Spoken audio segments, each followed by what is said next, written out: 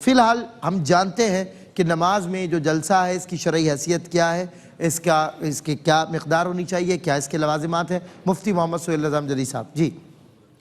اعوذ باللہ من الشیطان الرجیم، بسم اللہ الرحمن الرحیم۔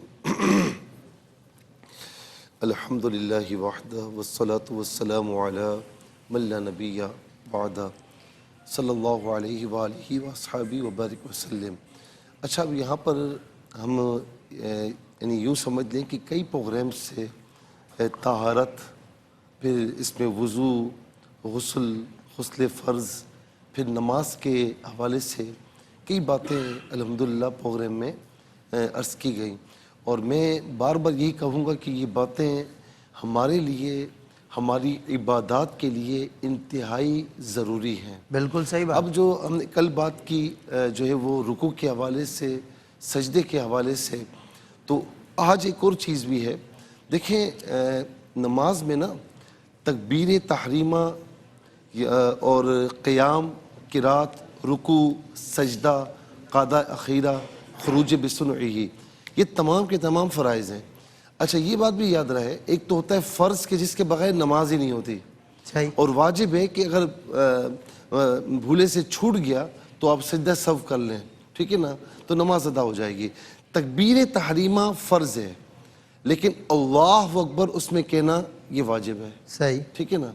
اچھا، مطلقاً قرات فرض ہے، لیکن سورہ فاتحہ جو ہے اس کا ایک ایک جز جو ہے وہ واجب ہے۔ واجب ہے۔ اسی طریقے سے رکوع جو ہے وہ فرض ہے، سجدہ فرض ہے، لیکن رکوع سجود میں اور اسی طریقے سے قومہ، رکوع سے اٹھ کر، اور اسی طریقے سے جلسہ یعنی سجدے سے اٹھ کر، تو فرمایا کہ یہ واجب ہے، اس میں ایک سبحان اللہ کی مقدار ٹھہرنا واجب ہے۔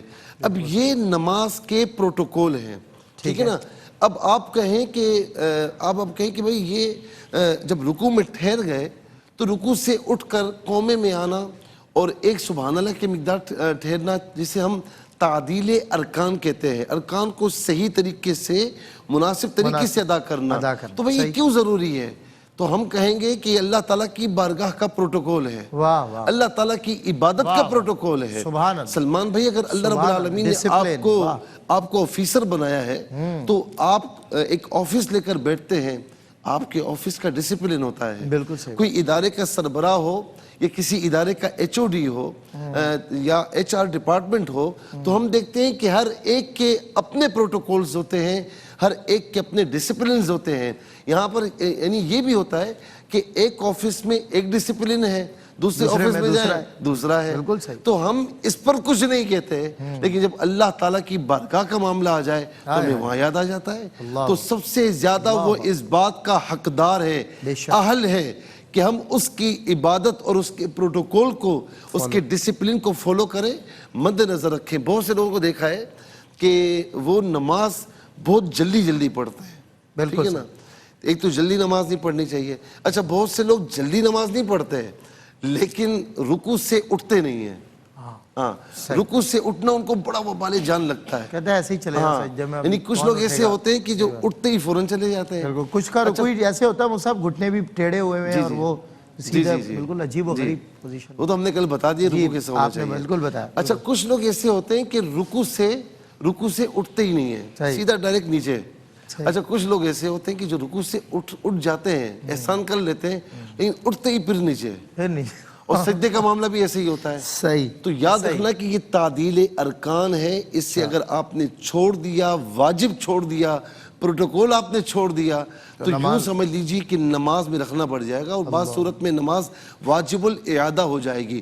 جب قرآن فرماتا ہے نا کہ یا ایھا الذین آمنوا ارکعوا واسجدوا واعبدوا ربکم، اے ایمان والو، رکوع کرو صحیح طریقے سے اور سجدہ صحیح طریقے سے کرو اور اپنے رب کی عبادت کرو۔ تو اس کا مطلب یہ کہ رکوع ہوگا تو تمام پروٹوکول اور تمام لوازمات کے ساتھ ہوگا، تبھی رکوع کہلائے گا۔ سجدہ ہوگا سارے پروٹوکول اور ادب و آداب کے ساتھ ہوگا تو تبھی مکمل سجدہ کہلائے گا، ورنہ پھر نہ مکمل رکوع ہوگا نہ مکمل سجدہ ہوگا، اور جب یہ مکمل نہیں ہوں گے تو پھر عبادت بھی مکمل نہیں ہوگی۔ بالکل صحیح، بالکل ٹھیک فرمایا آپ نے۔